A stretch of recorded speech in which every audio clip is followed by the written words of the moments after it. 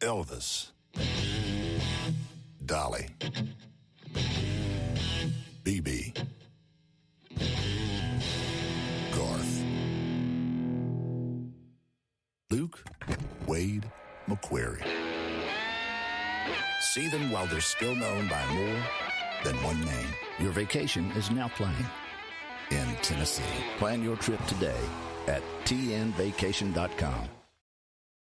This is Optimal Relationships Daily, episode 1741, How to Find Time for Yourself as a Busy Mom, by Sheree with a purposedrivenmom.com. Hello, everybody. I am Greg Audino, and this is another parenting edition of ORD. Today and tomorrow, I will be reading articles specifically for the parents out there and offering my commentary at the end, as always. And this article is chock full of ideas, so do listen intently. Maybe even bring out a pen and paper if it is safe to do so, like if you're not driving. And if you are still writing things down instead of typing them, let's hope some people are. Time to get into this post and start optimizing your life. How to Find Time for Yourself as a Busy Mom, by Sheree with a purposedrivenmom.com. As a busy mom, it can be a real challenge to find time for yourself. I get it. And now with the summer here, it certainly seems as if the light at the end of the tunnel is farther than ever. Fret not. There are so many ways you can sneak in time for yourself throughout your days. How to get up early. The easiest, most obvious solution is to wake up earlier, before your children wake up. And tough as this may be, you don't need to wake up at the crack of dawn if you aren't a morning person. You can start by rising 15 minutes earlier, day by day, and each week increasing that time by 15-minute increments until you're able to get an hour in or more, or however much time you need. Should you invest in summer camp or activities for your kids? This option is obviously dependent on your finances and may or may not be feasible for you in this season. But if it is, then this is something that you'll definitely want to consider. It'll easily give you 3 to 6 extra hours in your day. It's a win-win for everyone. You get your time, and your child gets to be educated and entertained in a safe environment. Do you need a babysitter? Many families have babysitters during the year when they're working full-time. However, we tend to take a break or cut this out completely in the summertime because of our work hours lessening or other reasons. If you can, I would suggest keeping your babysitter on call. Even an hour a week can make all the difference in giving you that self-care time that you need and certainly deserve. Creating boundaries with your family. I realize how forceful this sounds, but hear me out. Sometimes your spouses and family members truly don't realize the time you really need, yet don't receive. Despite how loving and caring they are, they may not see that you need your cup filled as much as anyone else, if not more. So, politely demand that you get some time to yourself. You can do this one of two ways, and only you will know which is the best solution because it is based on your family members' temperaments and personalities. You either want to start big in an effort to leave room for negotiation, or start small in order to build a tolerance to this new idea and work your way up to more time. How to let go of mom guilt. This is the part where you let go of any mom guilt that you're feeling, because that's none of your business. Feelings are fickle, and they lie to you on a daily basis. Instead, you need to tell your body, mind, and spirit how to feel, not the other way around. Don't allow preconceived notions or thoughts from your past experiences to dictate how you'll feel, how worthy you are of this time, whether you're worthy of relaxation or worthy of change. So, to give you a tangible example, you might say, "Hey babe, I want/need a weekend away to myself." Now, you will likely get one of a few responses: yes, no, or I need to know more. Okay? Let's talk about this, because that seems like a pretty daunting idea. The first and last responses are the ones we're looking for, because the first response is ideal and amazing. The second response may lead to frustration or tough and heavy talks. And the last response is not a no. It's just proof that your spouse is feeling uncertainty and is beyond their comfort zone. You can work with this. At the very least, you'll be able to get a few hours away if the weekend is a big ask for your significant other. Create an evening routine with your spouse. Now, This option is much like the first, waking up earlier. But for some reason, it might be easier for some moms to stay up later than it is to wake up earlier.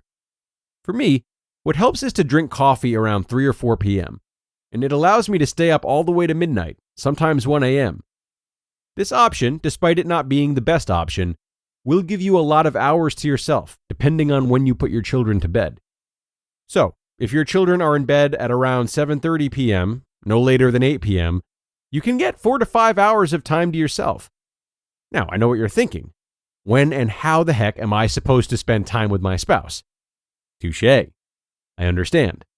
In this case, work out a schedule where you both agree on how many hours you'll spend together after the kids go to bed and what you will do during that time.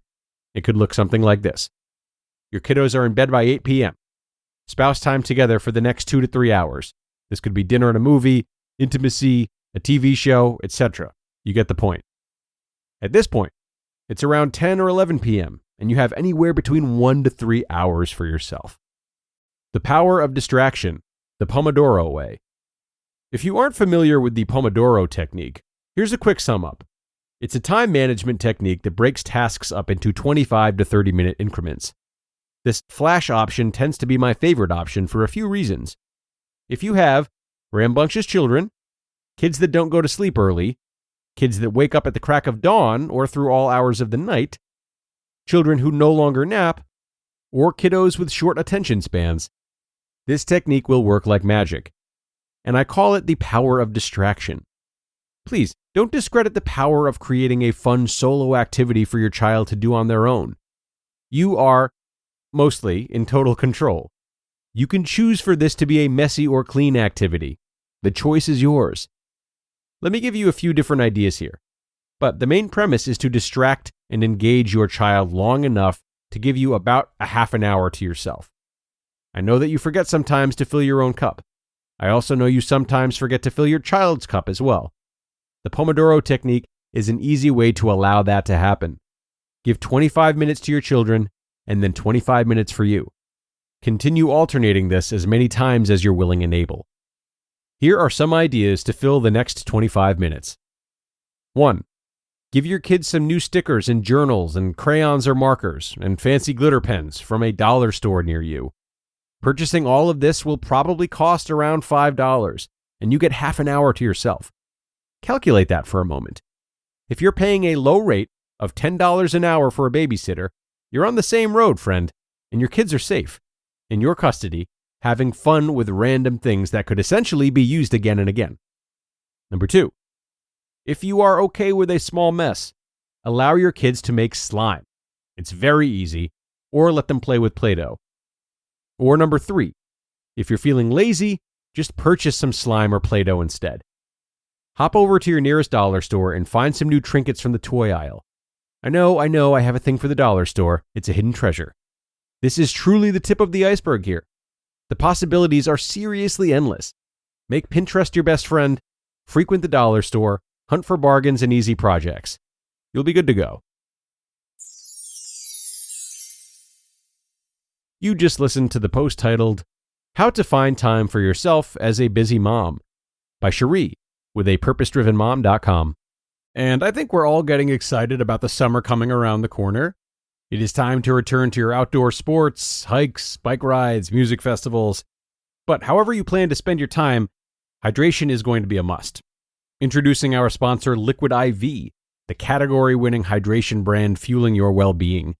1 stick of Liquid IV in 16 ounces of water hydrates you 2 times faster and more efficiently than water alone.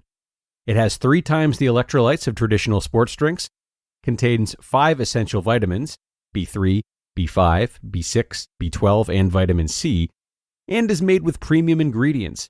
And I assure you it makes hydrating much easier. Thanks to Liquid IV, I no longer have to carry my gallon jug of water around with me all day to keep well hydrated. That is a true story. I really did used to do that. So, grab your Liquid IV in bulk nationwide at Costco, or you can get 20% off when you go to liquidiv.com and use code ORD at checkout. That's 20% off anything you order when you shop Better Hydration today, using promo code ORD at liquidiv.com. And many thanks to Sheree for this one.